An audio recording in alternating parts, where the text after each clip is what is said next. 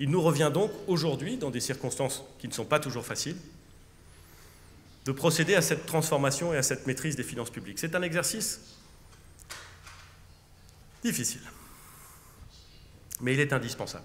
Et nous nous y sommes engagés avec le Président de la République, avec l'ensemble du gouvernement, ce qui nous a permis, dès la fin de l'année 2017, de passer en dessous de la fameuse barre des 3% et de revenir dans des déficits acceptables, puis de diminuer en 2018 le déficit public et d'essayer de contenir cette habitude française de l'augmentation de la dépense, de l'augmentation du prélèvement obligatoire et de l'augmentation de la dette.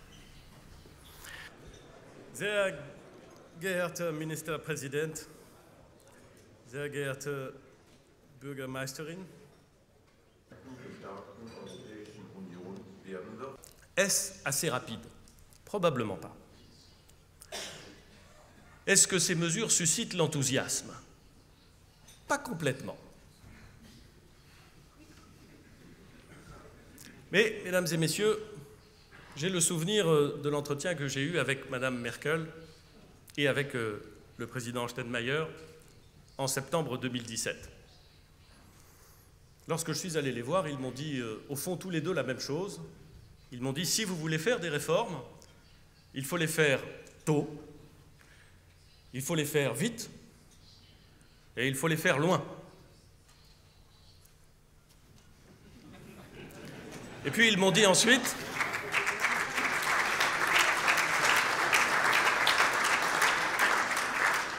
bestehen zu können, demzufolge gibt es keine ernsthafte Alternative. Les perspectives de nos concitoyens se sont obscurcies. Et dans le mouvement des Gilets jaunes, j'ai vu des considérations relatives au pouvoir d'achat.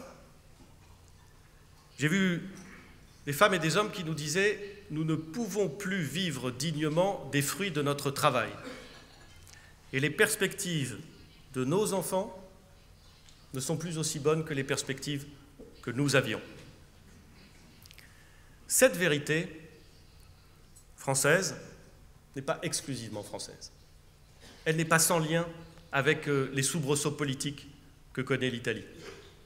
Elle n'est pas sans lien avec l'expression d'un certain nombre de revendications politiques ou de choix politiques qui ont été faits, y compris aux États-Unis. Elle n'est pas totalement sans lien avec le Brexit. Elle s'exprime selon les formes de chaque génie national, bien entendu. Mais je crois qu'elle est plus générale qu'elle ne serait simplement française. Alors, bien entendu, je prends ma part